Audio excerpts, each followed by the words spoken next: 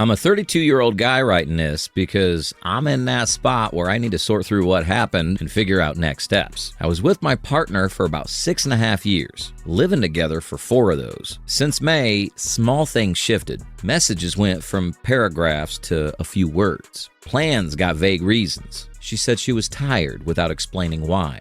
I told myself it was work or stress, and I let days pass without pushing. I was driving home one day from a late shift and noticed her leaning into a car parked on a side street. I slowed down enough to be sure it was her, then confronted her right there. She first tried to make me look like some sort of a creep for a few women passing by, then admitted she'd been seeing someone when I told her not to come home. I told her I was done, told her to pack and leave. Changed locks a few days later. I cut off communication, stopped answering calls, messages, social media DMs. I focused on work hours, gym sessions, a friend I talked to about stuff like this, trying to process, but also not letting myself collapse into confusion. I realized my own pattern of avoiding conflict let problems pile up until they exploded, and that I needed to learn to ask direct questions early next time. But in the moment, it was about getting clarity on what I'd missed and protecting myself from more uncertainty. 3 weeks after I kicked her out, she left a note under my door saying she missed me, said she made a mistake, said she wanted to tell me something important. I did not reply for a day, then agreed to meet one evening to talk, because that last sentence was wreaking havoc inside me.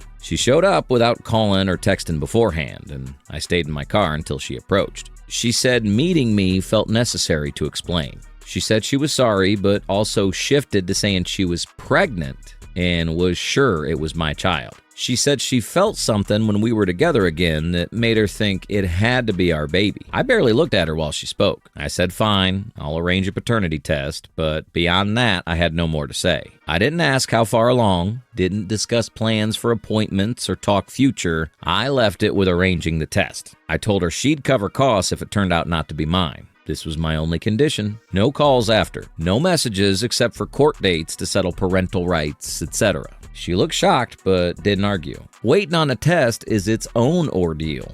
I scheduled the lab appointment, paid my share, and told her date, time, etc. Beyond confirming logistics, I didn't reply to her other messages. I told a friend it would be brutal waiting, but I'm sticking to routines. Work, gym, sleep when I can. Evenings, I replay past conversations in my head, looking for clues about when things shifted. I remind myself why I cut ties and why trust feels broken beyond repair. I keep telling myself, only logistics, nothing more. I worry how to explain this to family or friends. Saying relationship ended when I caught cheating and now there's a pregnancy claim feels awkward, but feels more honest than hiding or sugarcoating. I'm posting here to get perspective on this phase. How do you handle waiting for paternity results without burning out or reopening communication beyond what's necessary? How do you keep boundaries when memories and routines keep resurfacing? Is it reasonable to limit contact strictly to test logistics and nothing else, even if part of me wonders if meeting was a mistake? I'm not planning reconciliation. My position is clear. Cooperate on the test, then final decision.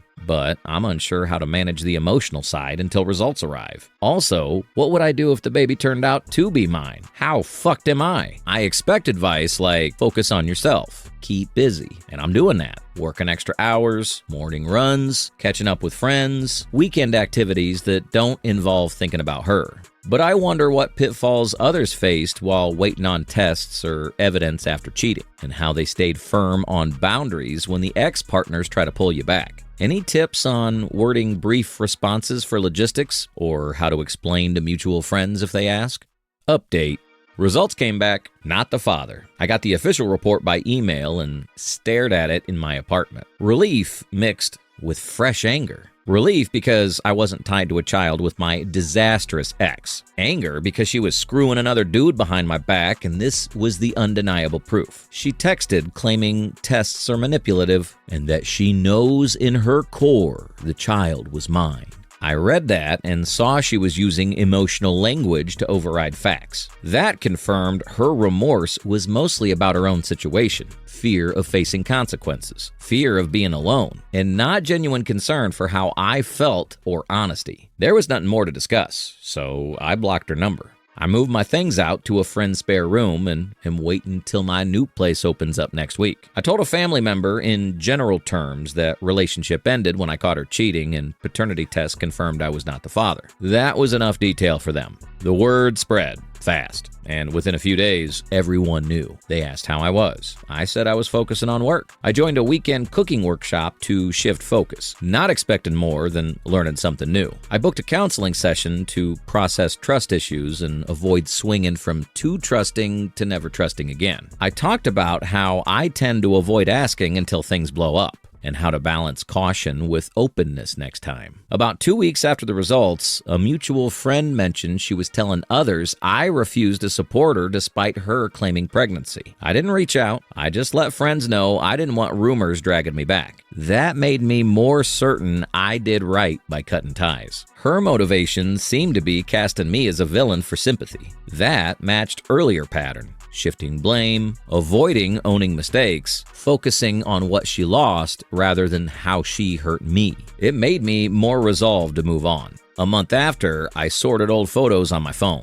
Trips, dinners, pets, small moments I once valued. I felt grief for a time, but lost clarity that those moments don't erase betrayal. I still think about how I felt seeing her with someone else, hearing pregnancy claim and getting the test result that cut any hope. Stakes included emotional health, finances, time, identity. Letting go was painful but necessary. She tried contacting via a new number about returning some items. I didn't reply. I arranged through a friend to collect my things without meeting. I don't trust her. I wouldn't put it past her to get me in some kind of trouble. I donated or sold items tied too much to past. Kept a few things that remind me of lessons rather than good memories. Now, about 3 months after initial break, I feel more settled in routines. I run morning routes, go to the gym, spend weekends hiking or learning cooking skills, hang out with friends without pressure to talk about her. I still have days of sadness when memories pop up, but I remind myself I can build new routines with honesty from the start. I plan a solo trip for perspective, and I remain open to future relationships, but more aware. This is my final update. Relationship ends here. I refused to take her back after cheating. Agreed only to paternity logistics. Test showed not mine. Cut all contact. Moved out. Processed with friends in therapy. Rebuilt my life. If you've been through similar, sticking to clear boundaries even when old feelings resurface is what lets you move forward. It hurts, but letting go of something broken opens space for something honest later.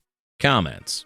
One thing that helped me was treating the waiting period after breakup as a defined phase with a clear endpoint. Once results or the decisive factor arrives, close that chapter and move space-wise and mentally. It sounds like you did that by moving out, blocking contact, and donating items that tied you to the past. Now that you're in a fresh place and routine shifted, lean into those small wins. The morning runs, the cooking classes, therapy notes about asking direct questions. Each is a step away from confusing old habits. It's normal that memories still hit you, but every time you notice grief surface and choose a new activity or remind yourself of why you set boundaries, you reinforce that change. Keep up with journaling if it helps. Writing, "Today I felt X, but reminded myself Y," makes progress tangible. Over time, those entries show how far you've come.